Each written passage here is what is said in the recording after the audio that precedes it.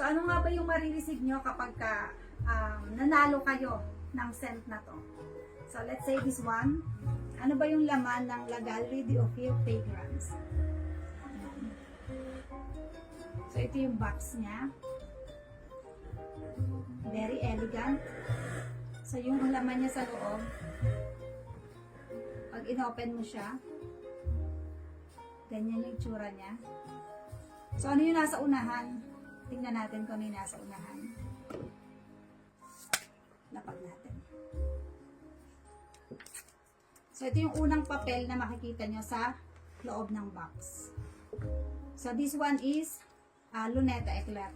So, pag open natin nito, makikita natin yung certificate of authenticity niya. So, original talaga siya. Yan. Authentic na authentic from La Galerie d'Ophir Fragrance. Yan. So, may certificate of authenticity kayo. And then, the next paper is a postcard. Postcard of Luneta. Yan. So, parang mararamdaman mo talaga yung presence ng Luneta kapag nakita mo yung postcard niya. And also, sa postcard po natin, may guide siya. Malalaman mo yung scent profile niya. Kung sa ano bang klaseng scent siya, kung anong amoy niya. So, si Luneta Eclat, may scent profile siya dito sa ilalim. Yan. Ang nakalagay is fresh, greens, and tender florals.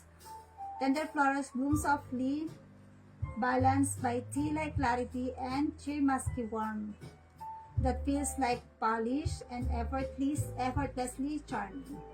So, ito. Nakalagay dito yung scent profile niya. So, may guide kayo kung saan ba, kung anong klaseng amoy ba siya. And then, yung character niya is for feminine, refined, and graceful. At sa likod ng ating postcard, kasi pwede nyo siyang i-gift sa mga loved ones nyo or sa special someone, meron siyang nakalagay talaga na postcard na may nakalagay na to and from. Yan. At kung yung pagbibigyan nyo is, let's say,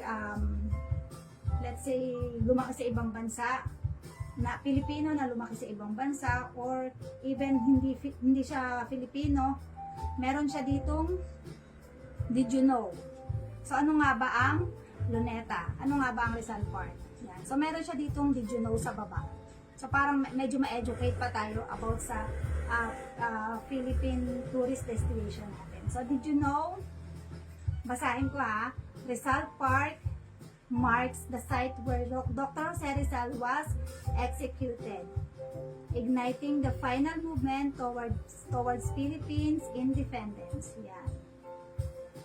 Luneta Eclat. Makikita natin dito yung Rizal Park.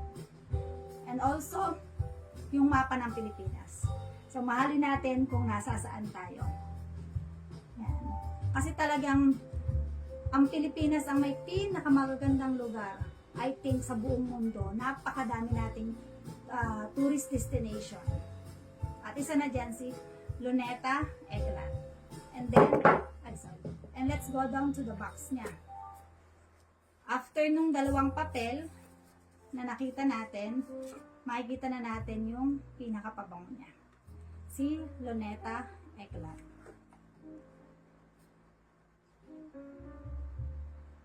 Sobrang liwanag kasi ng screen ko, hindi siya masyado makita, pero napakaganda po nito, personal, sobra. Ayan, si Luneta Eclat. Yan po yung marireceive nyo kapag natanggap nyo si Luneta Eclat. So, isama nyo to sa gallery nyo. Ihanay nyo siya kasama ng mga scent na favorite nyo, kasi I'm sure isa na to sa may favorite nyo, si Luneta Eclat. Very nice yung ano natin, yung box natin. Very elegant. Thank you dun sa nag-comment kanina.